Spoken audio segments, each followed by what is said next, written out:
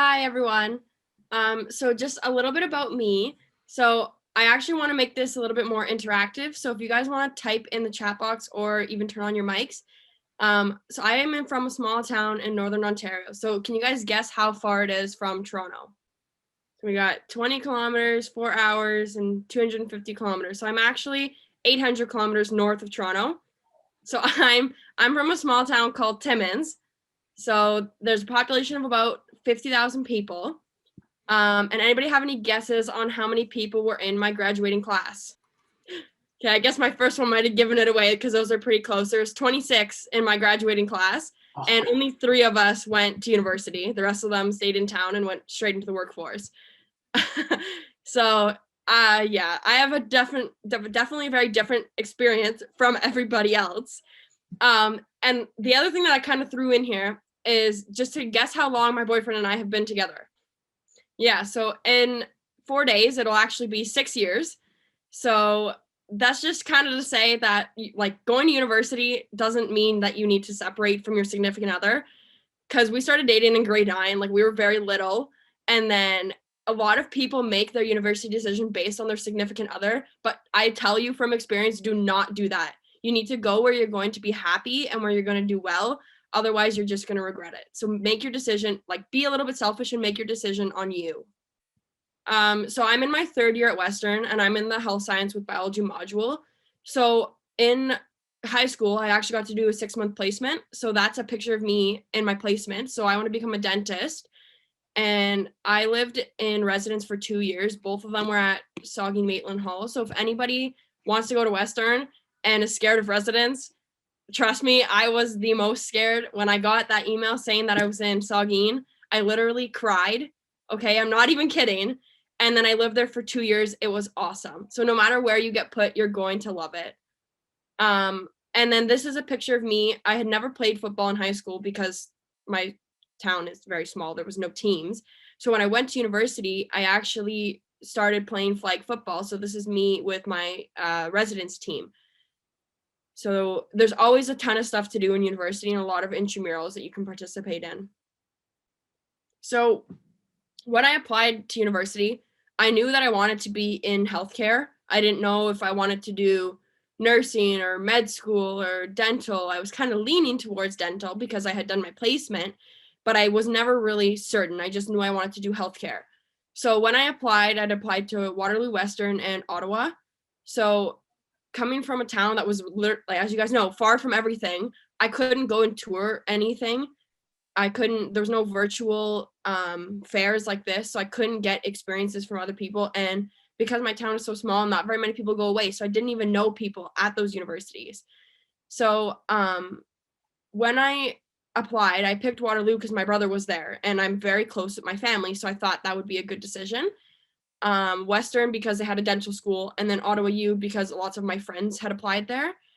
I had received conditional offers from both Waterloo and Ottawa during early acceptance in December, and then my offer to Western in February.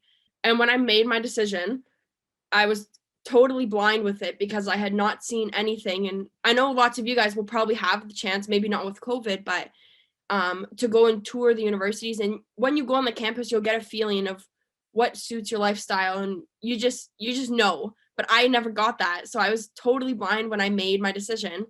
I ended up picking Western because my brother was only about an hour away in Waterloo, and I would have my dental school at Western, so I'd already be adapted to the city.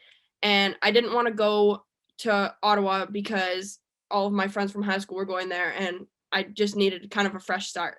So when I picked Western, it was the best decision for me because it allowed me to grow as a person and kind of escape a lot of the high school drama. So I don't know about you guys, but especially being from a small town, it's very easy to get wrapped up in all that stuff, especially in senior year. Everybody's competitive with applications and trying to do really good with their marks. And it's a lot of pressure. And I needed to just get away from that, which is why I picked Western, because I knew nobody. Like when I walked on campus, I did not know a single soul on that campus. So that was the best decision for me because I got to grow and I got to just be who I am now. So my expectations, I didn't really have any because I didn't really know anybody who had gone post-secondary other than my brother. The reality is that it's very hard. And like when I like the point that they had in the Kahoot because they don't necessarily give you harder work, they just give you a lot more work. And it's very important to have good time management to stay on top of that stuff. Um, and in first year, this is from my own experience, but your grades will drop a lot. Just on average, between my friends from first year and everybody dropped between like 15 to 20% of our from our high school averages, and like that's being generous.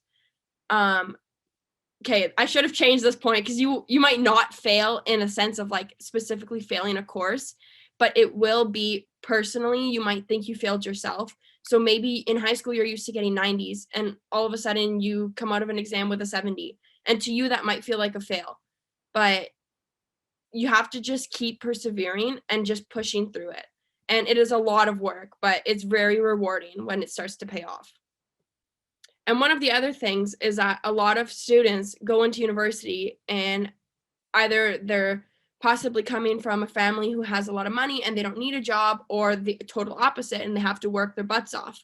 So a lot of people think that you can't have a job in university. You definitely can, but you need good time management skills. So this year I'm working with my school board in town with students who have autism. So that is in itself a totally rewarding experience, but you need proper time management, otherwise it will affect your coursework. And then I just put some pictures of me and my friends. So if anybody has any questions, you can just drop them in the chat and I can answer them for you guys. So Shelby, I see one question here. Is med sci even harder than health sci?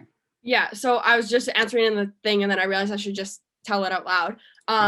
So it really depends what you like. Because in health sci, I don't have to take physics, but because I was doing health sci with bio, I had to take chem and math and bio. So I took a lot, like even now I'm taking a lot of the same courses as the med sci students, but my required health sci courses generally are easier for me because I like them. So I'm very involved with like public health and social determinants of health. So for me, that was the right decision. But in either path, it's going to depend on what you like. And I think we might have mentioned it before, but I think it's like something like 70%, 75% of students switch programs within their undergrad career. So if you decide to go into med sci and you don't like it, you can switch, and vice versa too.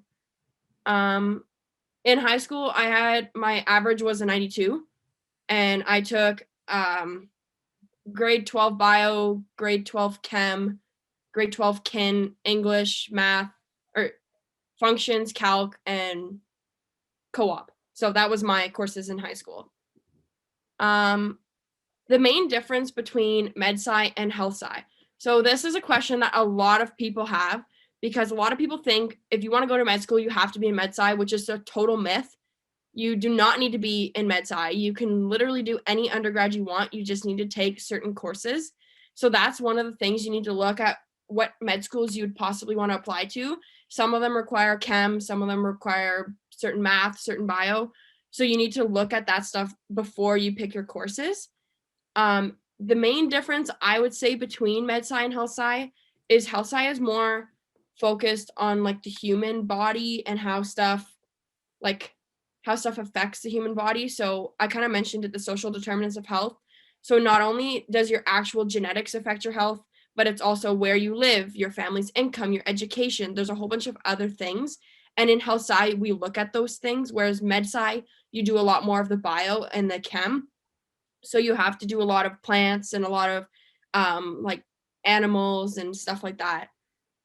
Any tips on time management? So my biggest tip was, it's very easy, especially in first year, to get wrapped up in like partying and just bad habits. And you need to set boundaries and stay away from those. Like if you have a midterm coming up, you need to prioritize your midterm first. And then possibly once you're done it, then you can decide what you want to do if you have nothing else coming up.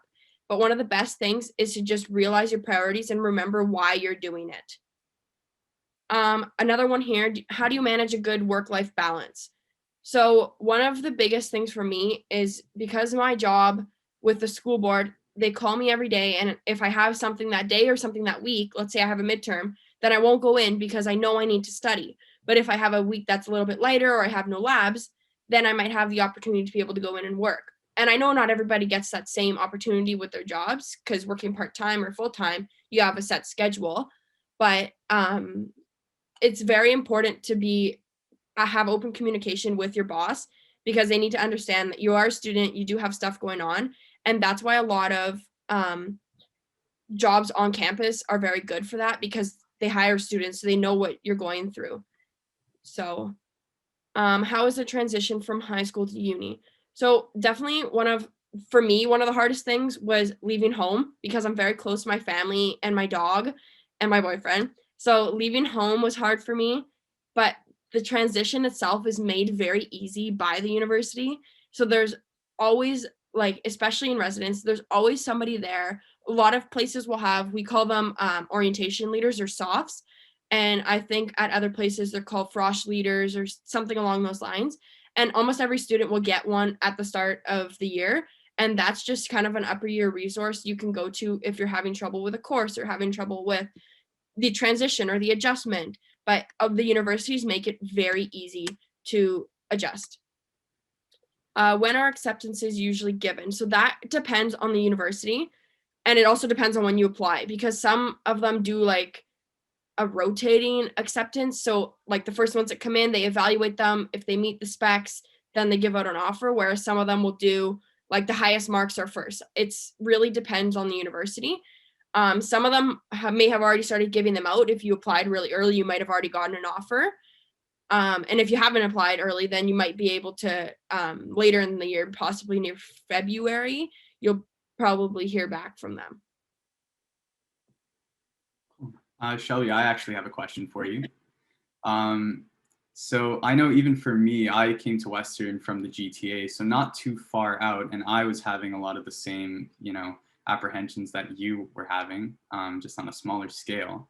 I was just wondering if you could talk a little bit more about maybe your first week at Western and what it was like, because Western's campus is like a city on its own. Yeah. So I'm interested in hearing like how you settled in and maybe people you met or something like that told you So like Western was the place to be. one of my first week was like a week. So I was packed like that week was so busy.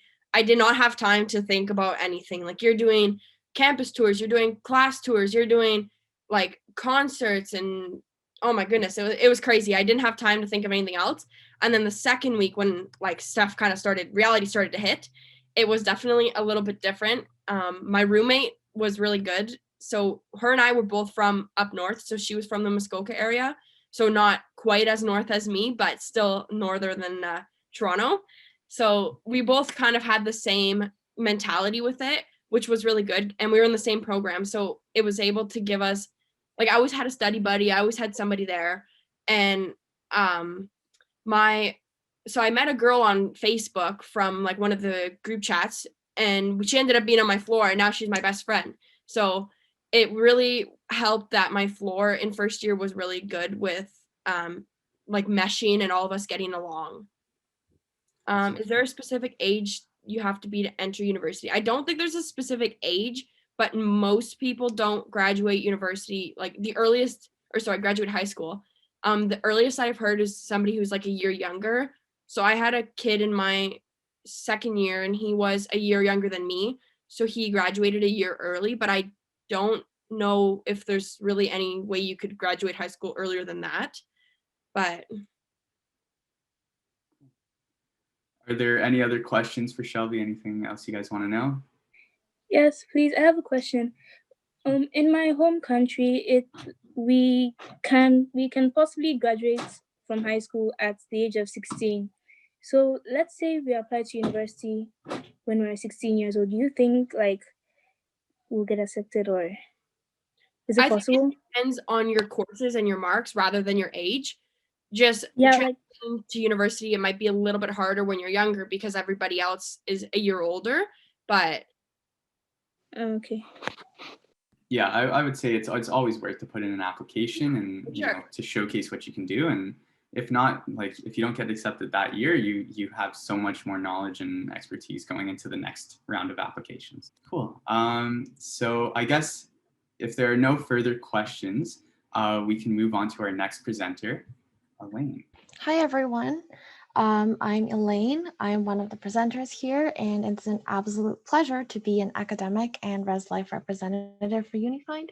And I'm super excited to chat with everyone about your university decisions. So feel free to ask me questions after the presentation, or even type it during the presentation, and I'll take a look after that. So here's a little bit about me. Yeah, I was born in China. I moved to Winnipeg when I was 6. I did elementary school there. Then I moved to Calgary when I was 12. I did junior high as well as high school there. And then I moved to the GTA last year, which brings me to the next slide. The reason I moved to the GTA was because I'm a student at the University of Toronto. I am part of the Life Sciences program, specializing in psychology and majoring in neuroscience. A fun fact about me is that my future career goal is to become a professor and run my own research lab and do things that I'm particularly interested in, which I'm still looking for in my second year. I also lived in residence in my first year. I lived at the beautiful Victoria College, which is in the lower right-hand corner, and I definitely found it a very rewarding experience. It's not as scary as everyone thinks residence is. I also really love painting, so here's a picture of a painting I did of my corgi named Seven.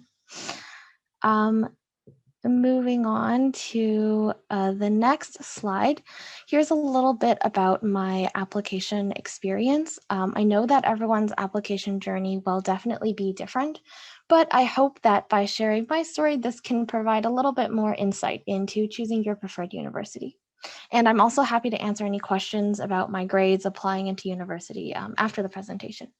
So personally, I didn't have a concrete idea of what I wanted to study. So I basically did a process of elimination. I said I didn't want to do engineering, humanities, social sciences, or business. And so I was like, that kind of leaves me with life sci, health sci, these sort of programs. And so then I did apply to 6 different universities across Canada.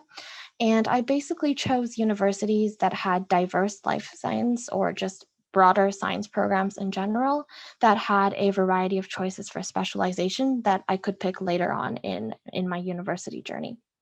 And then lastly, I just waited for my acceptance letters. And I ended up receiving offers from 5 out of 6 universities in the early admission round, and I eventually accepted my offer to U of T in February. So here I am. One question that I really had to ask myself was why U of T, and what are some of the factors that I was looking towards as a student going into university? So here are 4 factors that I sort of summarized. For the sake of time, I'll focus a little bit more on the first 2. So first and foremost, I thought that U of T offered a lot of diverse opportunities that really spoke to me as a student. For example, there are a lot of research positions that I was interested in as a high school student looking at the university websites.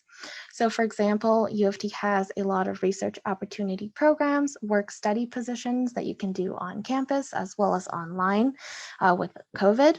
And there are also a lot of research assistant positions. And recently I noticed that profs and TAs actually hire undergrad students that are in their courses for their labs. And this is something that I will be participating in next semester. So if anyone has questions about that, I'd be happy to answer them.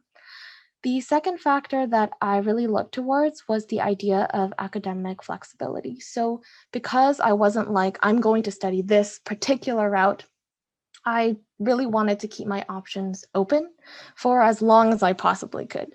And so I noticed that the life sciences program at U of T encompassed many different concentrations, from biology to neuroscience, pharmacology, physiology, psychology, and so on. I realized that with the right prerequisites, I could actually apply to any of these programs, and I could decide what I wanted to do after I had a little bit of a taste of what these programs actually had at U of T. And according to a statistic from the Student Life blog, I read that around 50 to 70% of students at U of T actually changed their major in their undergrad. So I thought that the organization of courses, requirements, and programs really allowed this type of flexibility and adaptability. And this was something that I looked forward to as a high school student going into university.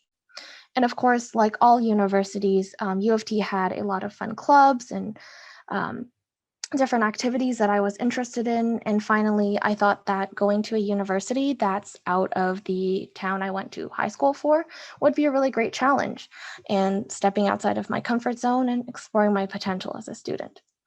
And coming to expectations, I, again, didn't really have any because I didn't know anybody from U of T when I was in high school.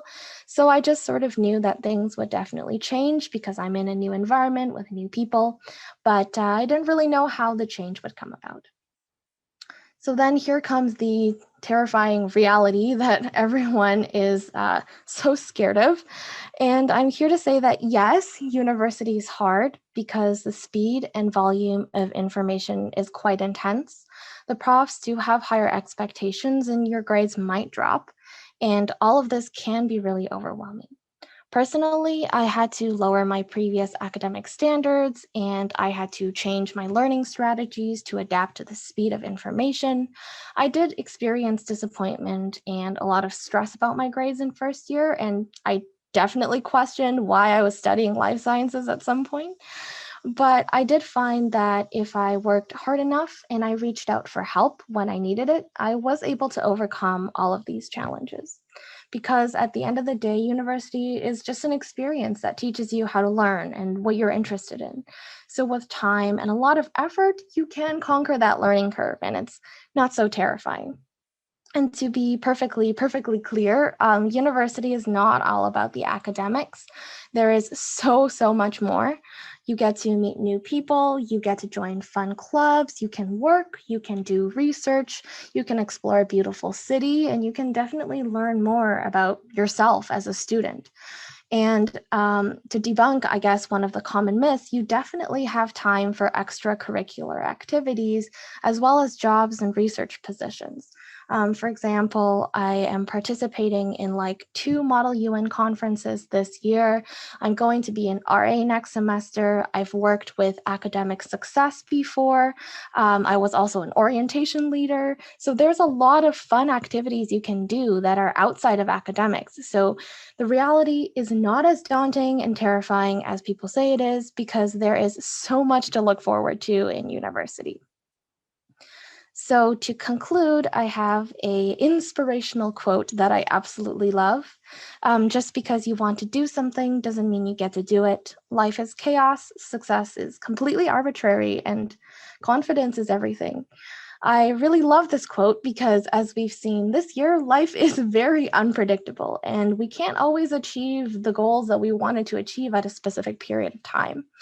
But I do believe that if we work really hard, we believe in ourselves, we make friends, we make connections, we reach out, we can achieve what we want to do in life. So thank you so much for your time, and I'm happy to answer any questions about my grades, applications, and so on. Oh, excellent question. Is there a limit to how many universities you can apply for? I do not believe there is a limit to how many universities you can apply for. The only limiting factor might be the fact that for each university you apply to, you have to pay like an application fee. So that might be something that people might need to think about, but you can apply to as many as you want and anywhere you want. How did you choose your college at U of T? Oh, great question. So for U of T, specific colleges have different applications. So if you want to be a resident student there, then you have to fill out an application. And so for Victoria College, I filled out a supplementary application that was sort of like an essay format. And then that's how I got in. And other colleges have sort of similar just questionnaires about yourself and maybe one essay question that's like, what can you contribute to this community? Something like that. Is there a supplementary application involved with life science at U of T? That's a great question. So when I applied, I did not have a supplementary application. It was basically just my transcript and information about myself. Do they only look into grades when accepting? That depends on what program you are applying to. So for life science, they are only looking at your grades. But if you're applying to Rotman, I believe, or engineering at U of T, there will be a supplementary application with essays and that sort of thing. How do you deal with money in uni life? Cynthia, I'm not sure what you mean by the question specifically. If you would like, could you please clarify, like, money, like managing money, or? Okay, sure. So I think a lot of, oh yes, so one of the biggest myths is like only rich people can go to university, and that's absolutely not true. There's a lot of scholarships out there and a lot of opportunities for students to be able to fund their own university career. I know that U of T definitely offers entrance scholarships as well as your college. So for example, I'm at Victoria College. They also offer scholarships on an annual basis. And if you keep an eye out, you can apply for those, and that can really help you with your university career in terms of the finances. What was my grade average in high school? So I think U of T looked at 5 of my courses, and I think my average was 97. So it was math, English, calculus, bio, and chemistry. So those were the 5 courses. Were there any scholarships that were available? Yes, definitely. So when you apply, there's going to be, I think, a profile that you can fill out with your information, and it's called, I think, a scholarship profile. And you can fill it in with your information, you can send them your transcript, and then you can apply for other entrance scholarships that they have. So there's definitely a lot of opportunities. What are some good strategies to not go into debt? That's a great question. So if you want to, definitely apply for those entrance scholarships. Definitely look out for scholarships after you get into university as well, because I know that colleges definitely have those opportunities. And if time is available, definitely look for those jobs, because at most universities, they have like work study positions where it's like a job on campus and you can be working with some TAs or some profs. And that's actually a really good way to make some money while you're in university.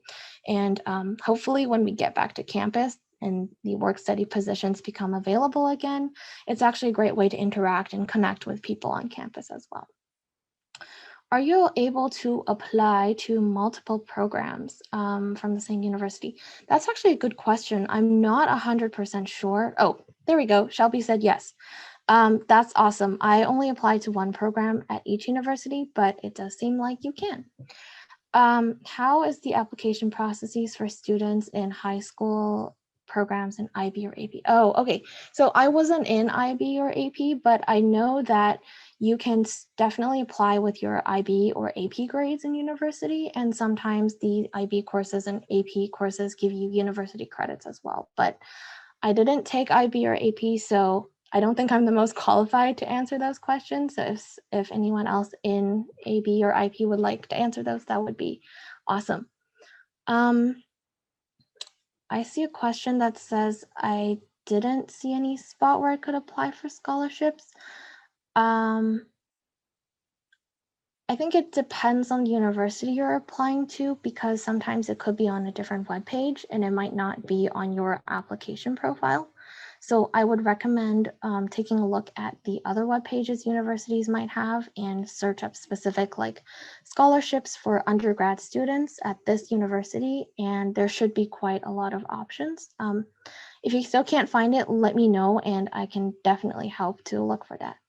Do some universities lower your grades depending on what high school you went to? That's a really good question.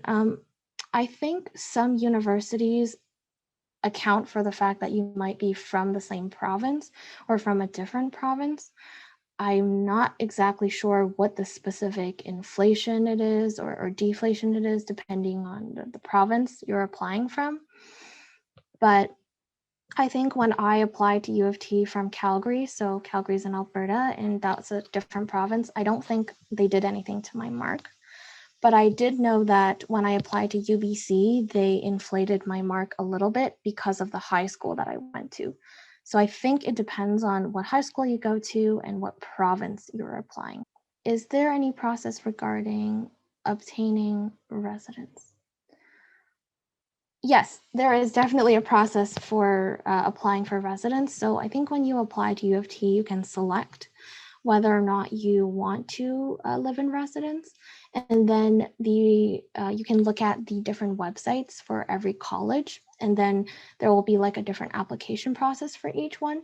So if you have any further questions, I'd be happy to answer them maybe later in the breakout room, because there's a lot of questions and I don't want to take up too much time. So Yeah, that's great, Elaine. Thank you so much. I just have one question, and then we'll move on to our next presenter.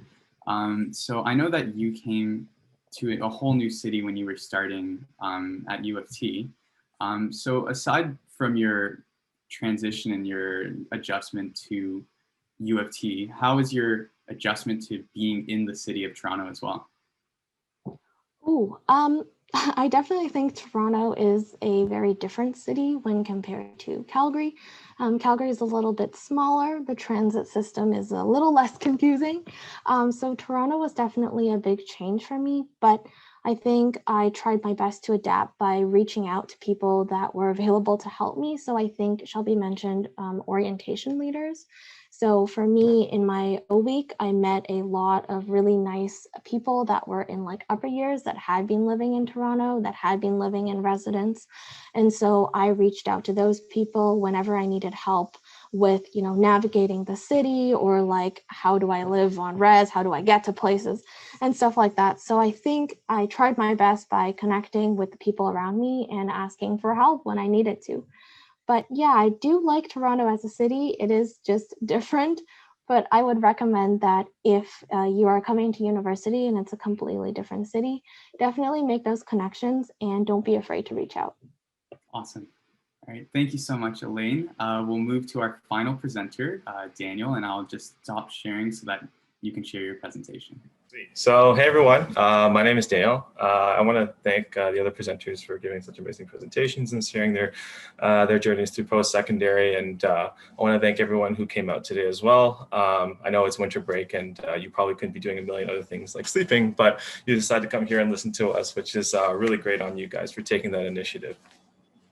So just a little bit about me. I attend Ryerson University. And I'm currently in my junior year, also known as my third year, working towards my Bachelor of Engineering, or my BEng in Biomedical Engineering. I am a commuter student, so that means that I live at home and I take public transit to go to and from school every day. Now, this definitely has its challenges, and especially at the beginning of my first year, waking up at 6 a.m. in the morning to get to my 8 a.m. classes is kind of rough. But eventually, once I got into routine, things kind of normalized for me. And at the same time, the biggest plus about commuting is that I'm saving thousands and thousands of dollars on residence and room and board fees that I don't need to pay because I'm living at home. But aside from that, I also love food. Toronto is like an epicenter for multicultural food. You can get almost any different types of cuisine or anything that you really crave in the downtown core. So I kind of decided to make a tiny little food vlog where I post my food adventures for my friends that I go in and around the city. There's my Instagram tag if you're interested in following. But yeah. But really what I'm here to do today is talk to you about my journey through post-secondary, a little bit about application process, and how I got to where I am today. So coming out of high school, I kind of thought I knew what I wanted to do. I had some experience working in a hospital in the research area as a co-op student. And I also took a bunch of technology courses, a lot to do with circuitry and stuff like that. This is actually one of the devices that I made in high school to help blind people navigate with themselves using some ultrasonic sensors. So I kind of get an interest in, electronic circuits, and, I got a little bit of exposure to like the biology and science sectors. So I thought, what better way to pursue my post-secondary degree than combine both of these two things together. So the one degree that I found was called biomedical engineering. Now, at this point, I honestly didn't know if this was the right path for me. I kind of just like looked it up. I was like, okay, biomedical engineering, there's the electronics and the engineering side, and there's the biology side. But I wasn't sure if this was really what I wanted to do. But at this point, applications are coming due soon. There was limited resources for me to really talk to people in the actual program or people who are biomedical engineers in the industry. So I kind of just stuck with it because I thought this is what I wanted to do. And I eventually ended up applying to 4 different schools. My first choice being the University of Waterloo, the second choice being the University of Toronto, my third choice being University of Ottawa, my fourth choice being Ryerson University. And I chose these 4 schools because I knew that they had a pretty good reputation for having really good engineering programs, or they were also pretty local to me as well. Now, lo and behold, I thought, with my grades and averages or whatever, my experience that I had in high school, I thought I would get accepted to every single one of them. I was pretty confident in myself. But lo and behold, reality set in, and I got rejected from all 3 of these schools. And the only one that accepted me was Ryerson. And they gave me early acceptance at this point and a pretty sizable scholarship. So without really any options left, I kind of took the offer because it was kind of not only my only option, but it was a pretty decent offer as well. Now, coming out of high school, after graduating, I'll be honest with you, I was a little lost. I didn't know if this was really the right choice for me, where my future would lie as a biomedical engineer. I didn't really know much about this program, or even if I would stay at Ryerson or I would try to transfer out to another university. However, that being said, being in the heart of downtown core, my university experience honestly was like no other. Things were less traditional than what I saw my friends experiencing at other universities like Western and U of T, because when I thought my university campus looked like this, my university campus actually looked like this. Pretty modern, it's really city-like, and it wasn't something as traditional than what I originally imagined.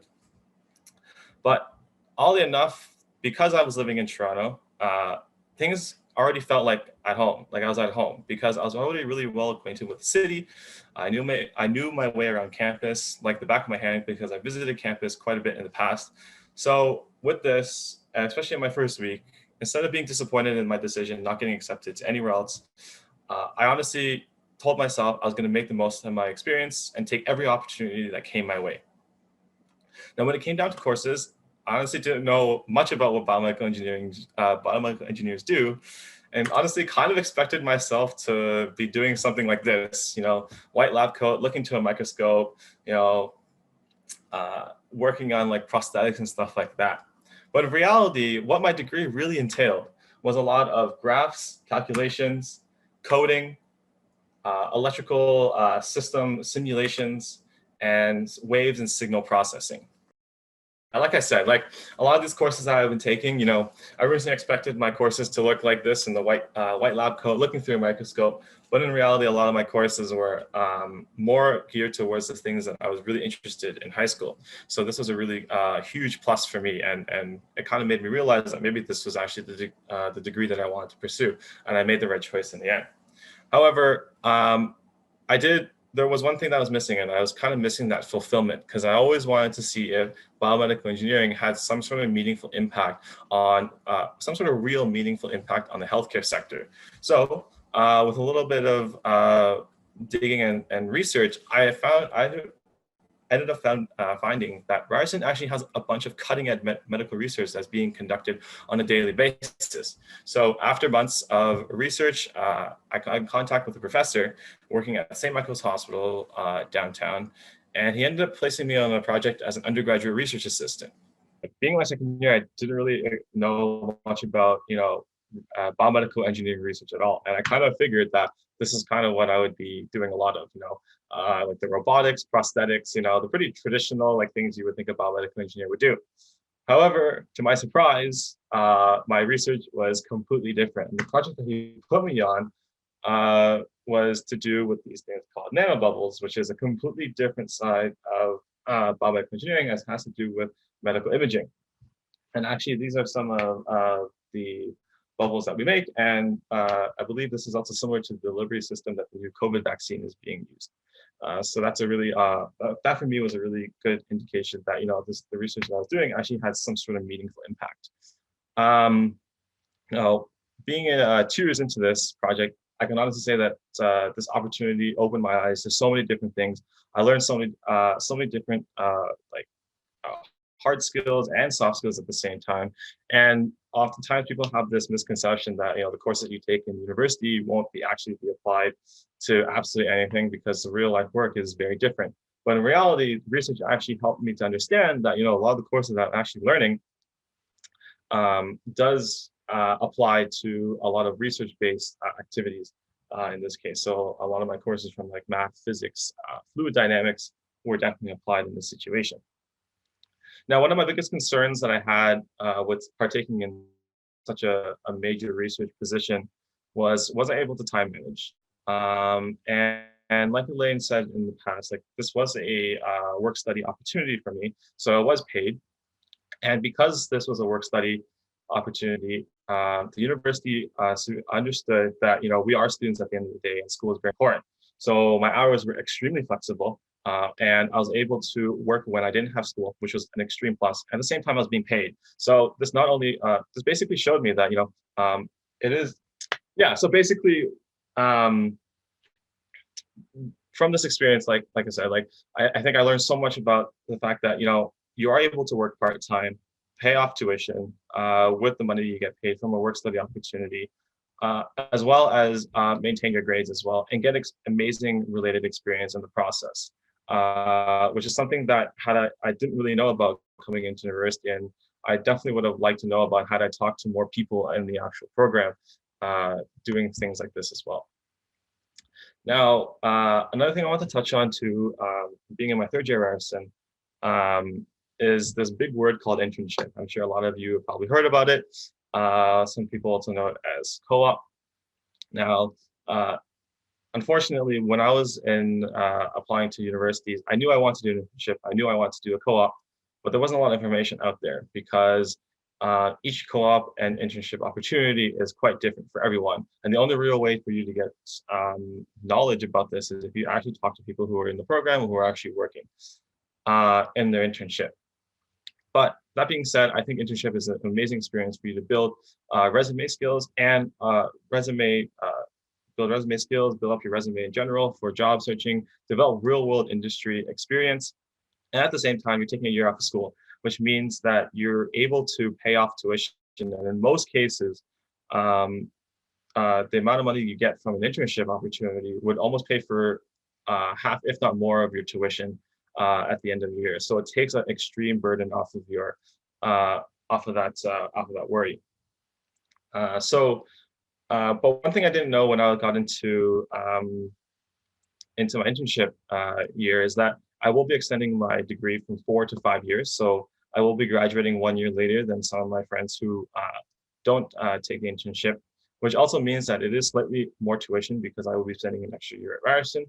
However, I do believe that this experience is going to be absolutely invaluable. And again, because you're being paid and you don't have to worry about school in the process, it does significantly help financially with tuition, and especially when you're piling up the debt.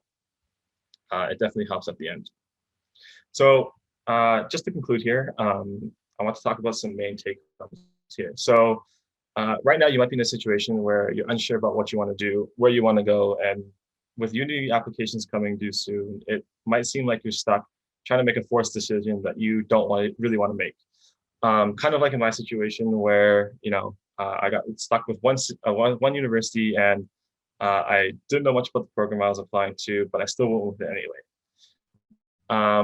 But what you might expect your experience to be like in post-secondary will most likely be completely opposite of what you actually experience, especially if you're rushed and don't really get the opportunity to talk with students like us who are actually in the program or people who are actually in industry. Now, looking back, I think that one of the best things that would have helped me is if I honestly had the opportunity like this to have that one-on-one conversation with a student in the program to really get a better idea of what the program was like, because they have the first-hand experience about the little ins and outs about what the program is actually like, what kind of courses you're taking, what they like and what they dislike. And I would have had a better opportunity to see what kind of other opportunities are available to me, and what student campus is like, and how the courses and programs are like, and if they're right for me. This is why I kind of commend all of you here today for making the effort to come out during your winter break and taking advantage of this very unique and free opportunity to talk with students from all different universities and really get that candid view about what student life is like, and to see if that university is right for you. And it's kind of why I wish that I had services like Unifind available to me like 4 years ago when I was applying, because I definitely would have been more informed and felt like my decision was less rushed or uncertain. But at the end of the day, I do want to say that everyone's experience will be different, because just like there's not one similar snowflake, there's also not one similar university experience. And at the end of the day, it's really up to you to make that experience your own. So like in my experience, I got accepted to my last choice, rushed last minute, uninformed decision. But looking back at it, I don't think I would change a thing, because I made the experience my own. I created my own opportunities. And like yourselves, even you taking the initiative here today, you'll start to learn more about these, and you can also make your experience your own and make it worthwhile, no matter where you go. So yeah, thank you, and that's it for my presentation. I do apologize that my screen was no longer shared at the end, but I'm willing to take questions if you have questions about grades and whatnot. I'll be happy to take them. I know that there was a few questions here.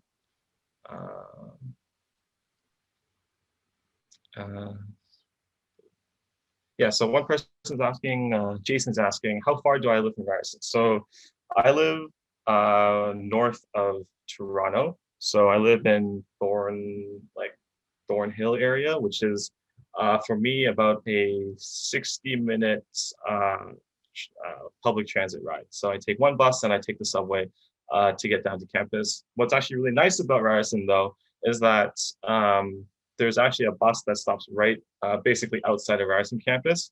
So you basically don't really have to travel very far once you get off the subway, which is really nice for me. Yeah, like Brian mentioned, I live about 15 kilometers away from campus. Someone asked if, Cynthia asked, is it true that Ryerson doesn't look at grade 12 English? At least for me in engineering, they do look at your English mark. It is one of the top 5 mandatory courses you do have to submit as part of your application. And then I believe also for engineering, you're also allowed one more course of your choosing, which is generally your highest grade, which adds towards your overall submitted GPA. For business program, does it look at grade 11 math and English? To be honest with you, I'm not quite sure about the acceptances for the Ted Rogers School. We do have a representative on our team that is part of that school, so they can answer more of your questions then, but I don't believe they're here. So if you book a call with one of us, you can ask a bunch of questions about that. Let's see. So Daniel, I know some people have been answering some questions in the chat. So one of the recent ones that hasn't been answered yet comes from Frida, and she's asking, what are some cool places near your campus that you visit in your spare time? Ooh, there's a lot of cool places. To be honest with you, I think the coolest place that I visit is honestly my research lab. It's located really close by the campus, which is really nice for me. And it's located at St. Michael's Hospital. So basically, there's the main hospital area where people traditionally would know of like a hospital type environment, and then they also have a separate research building. And there you can it's pretty open, so you basically have an opportunity to kind of go explore and see all the different kinds of cool research activities going on there. But aside from that, downtown has a bunch of like awesome like recreational rooms that you can go to. Like I said, my favorite thing to do downtown is honestly just explore the different food scenes and try different restaurants. So yeah, that's what I really love doing in my free time. Michelle's asking, even though Ryerson was my last choice, why did I decide to apply? I decided to apply to Ryerson because my view of when I was applying, I was pretty naive and I was pretty narrow-minded because I only was applying to biomedical engineering schools. And I noticed that Ryerson had a biomedical engineering school and it was also accredited. That was the biggest thing for me. Most of the schools actually right now they don't actually have an accredited biomedical engineering program because this program is actually quite new and most of the universities don't have a graduating class yet.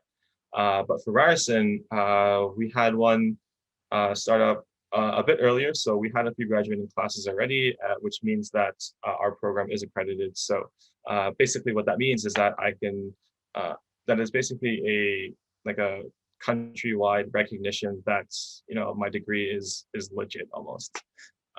So that's why I decided to choose Ryerson. And on top of that, it was really close by.